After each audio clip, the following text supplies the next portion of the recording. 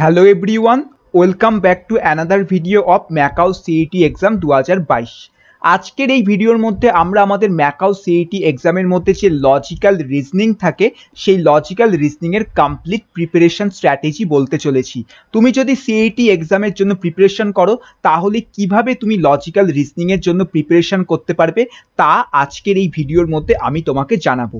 Already আমরা Makaut CET এক্সামে যে নিউমেরিক্যাল এবিলিটি আছে তার উপর কমপ্লিট প্রিপারেশন স্ট্র্যাটেজি বানিয়েছি, অবশ্যই ভিডিওটি দেখে নিও।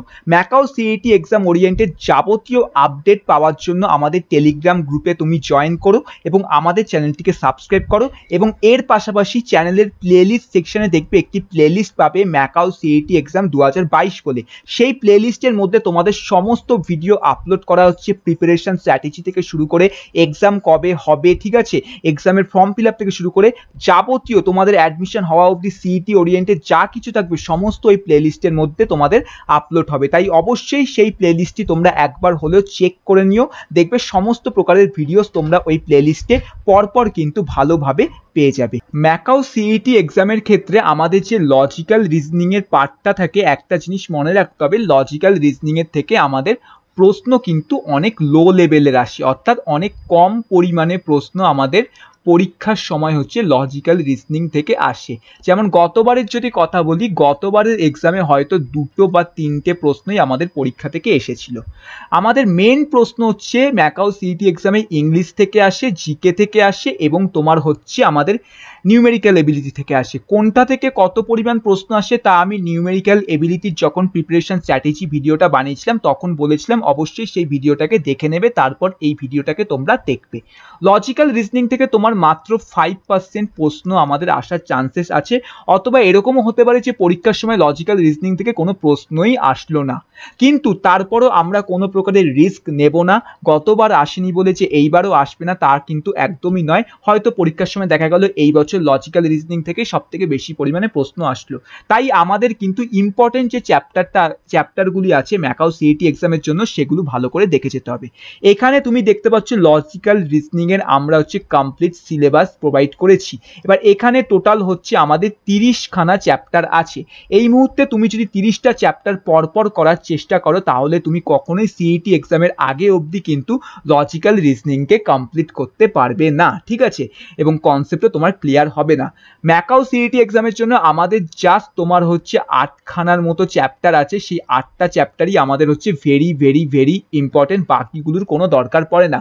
তুমি যদি অন্য কোনো প্রকারের এক্সামের জন্য প্রিপারেশন করছো, like banking exam, SSC exam, UPSC exam, CAT exam, GATE exam, সেক্ষেত্রে হয়তো তোমার এই সমস্ত চ্যাপ্টারগুলোর দরকার আছে। বাট Makaut CET এক্সামের মতো, অথবা তোমরা যারা CUCET স্টুডেন্টস দেখছো ভিডিও, তাদের ক্ষেত্রেও বলবো তোমাদের জন্য কিন্তু এতগুলো চ্যাপ্টার দরকার নেই, তোমাদের জাস্ট ইম্পর্টেন্ট চ্যাপ্টারগুলো করে যেতে হবে, তাহলেই কিন্তু যথেষ্ট। সো আমি তোমাকে এখানে ইম্পর্টেন্ট চ্যাপ্টারগুলো বলবো লজিক্যাল রিজনিং এর মধ্যে, সেগুলোকে ভালো করে করো, আর অন্য কোনো কিছু করার তোমার দরকার নেই, ঠিক আছে। তো সবার প্রথমে তোমাকে যে চ্যাপ্টারটা ভালো করে করতে হবে সেই চ্যাপ্টারগুলি হলো আমাদের এক্ষেত্রে নাম্বার 1 তোমার ক্লাসিফিকেশন। ক্লাসিফিকেশন আমাদের খুবই একটি ইম্পর্টেন্ট চ্যাপ্টার এবং খুবই very very important and easy লেভেলের আমাদের চ্যাপ্টার। তুমি একদিনের মধ্যে চাইলে ক্লাসিফিকেশন কিন্তু শিখে যেতে পারো, এমন কিচ্ছু কিন্তু এখানে নেই। এবং আমাদের চ্যানেলে কিন্তু CET এক্সামে যে লজিক্যাল রিজনিং আছে সেই লজিক্যাল রিজনিংয়েরও যে কটা চ্যাপ্টার আমি আজকের এই ভিডিওর মধ্যে বলবো, সেই প্রত্যেকটি চ্যাপ্টারের ওপর তোমার কিন্তু প্রিপারেশন ভিডিও এই চ্যানেলের মধ্যে আমাদের আপলোড করা হবে। সো তোমাকে কোনো প্রকারের চিন্তা করার দরকার নেই কোথা থেকে তুমি শিখবে, সমস্ত কিছু এখানে তোমাকে শিখিয়ে দেবো। এবং আমাদের যে মক টেস্ট পেপারটা তৈরি করা হচ্ছে, যেটা কিছুদিনের মধ্যে আমাদের লঞ্চ হয়ে যাবে, সেই মক টেস্ট পেপারের মধ্যেও তোমার এই প্রত্যেকটি চ্যাপ্টারের very very important more than 200+ প্রশ্ন হচ্ছে প্রোভাইড করা থাকবে, যেগুলো তোমরা প্র্যাকটিস করে যেতে পারো, ঠিক আছে। সো এই একটা চ্যাপ্টার আমাদের গেল লজিক্যাল রিজনিং। এরপর আরেকটি যে চ্যাপ্টার তোমাকে করতে হবে দ্যাট ইজ তোমার কোডিং অ্যান্ড ডিকোডিংও আমাদের খুবই ইম্পর্টেন্ট চ্যাপ্টার। এর পাশাপাশি তুমি ব্লাড রিলেশন ভালো করে দেখে যেতে পারো, এটাও কিন্তু তোমার একটি ইম্পর্টেন্ট চ্যাপ্টার আছে আমাদের লজিক্যাল রিজনিং এর জন্য, ঠিক আছে। এবং এর পাশাপাশি তুমি যে চ্যাপ্টারটি দেখতে পারো দ্যাট ইজ তোমার হচ্ছে এক্ষেত্রে ডাইরেকশন সেন্স টেন্স, এই যে ডাইরেকশন যে আছে ডাইরেকশনের চ্যাপ্টার তুমি ভালো করে দেখে যাও।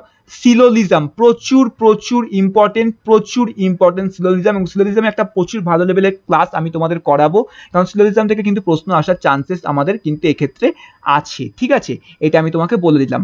অ্যান্ড এর পাশাপাশি তোমার এখানে অনেক চ্যাপ্টার নেই, আমি তোমাকে পরের স্লাইডে লিখে লিখে দেখিয়ে দেবো, তো জিনিসটা আর একটু সুবিধা হবে, ঠিক আছে। সো আমরা এখানে লিখে লিখে তোমাকে দেখিয়ে দিচ্ছি কোনগুলো ইম্পর্টেন্ট চ্যাপ্টার আছে আমাদের ম্যাকাউ সিইটির জন্য।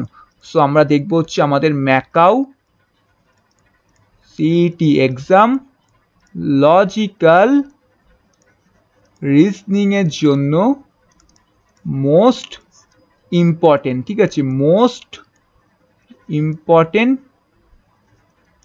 চ্যাপ্টারগুলো আমরা দেখব। So chapter number 1 classification. Chapter number 1 হচ্ছে আমাদের ক্লাসিফিকেশন, যেটা তুমি অনেক ভালো করে করবে, কারণ এই চ্যাপ্টারটা সবার প্রথমে করবে, এবং আমিও তোমাদের লজিক্যাল রিজনিং যখন স্টার্ট করব তখন ক্লাসিফিকেশন থেকেই কিন্তু স্টার্ট করব আমাদের লজিক্যাল রিজনিং। এবং ক্লাসিফিকেশনের প্রশ্ন আমাদের খুবই ইজি হয়, জাস্ট কনসেপ্ট বুঝলে তুমি শিখে যাবে। বেসিক্যালি লজিক্যাল রিজনিং যে জিনিসটা আছে, লজিক্যাল রিজনিং আমাদের কিন্তু খুবই ইজি লেভেলের একটি টপিক যে কোনো ধরনের পরীক্ষার ক্ষেত্রে।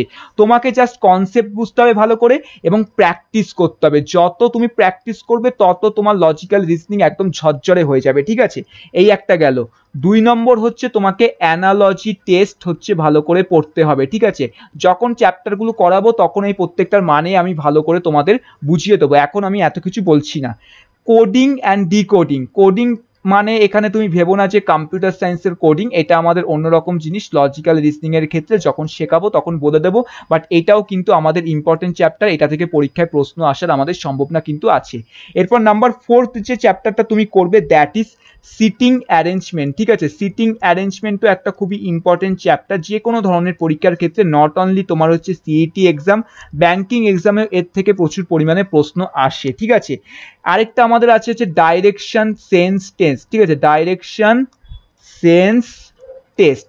ডাইরেকশন সেন্স টেস্ট মানে কি, এরকম ধরনের প্রশ্ন এখান থেকে আসে, ধরো একটা ব্যক্তি এ বিন্দু থেকে তোমার রাস্তায় হাঁটা চালু করলো, তারপর সে হচ্ছে লেফট সাইডে তোমার টার্ন নিল, তারপর রাইট সাইডে টার্ন নিল, তারপর আবার সে লেফট সাইডে গেল এবং তারপর আবার স্ট্রেট হাঁটলো, তাহলে সেই ব্যক্তিটি এখন কোন দিকে আছে, নর্থ, তার সেই ব্যক্তির কোন দিকে আছে, নর্থ, সাউথ, ইস্ট, ওয়েস্ট, এরকম কোন দিকে আছে সেটা তোমাকে হচ্ছে এক্ষেত্রে বলতে হবে। এরকম ধরনের ডাইরেকশন সেন্স টেস্ট থেকে আমাদের কাছে প্রশ্ন আসে, ঠিক আছে। এরপর তোমার হচ্ছে ব্লাড রিলেশন। ব্লাড রিলেশন খুবই ইম্পর্টেন্ট একটা চ্যাপ্টার আমাদের লজিক্যাল রিজনিং এর মধ্যে, নিশ্চয়ই তোমরা নাম শুনেছো, রিজনিং এর যে কোনো টপিকের ক্ষেত্রে ব্লাড রিলেশন থেকে কিন্তু প্রশ্ন আমাদের পরীক্ষায় একটা দুটো তোমার জিজ্ঞাসা করবে, ঠিক আছে।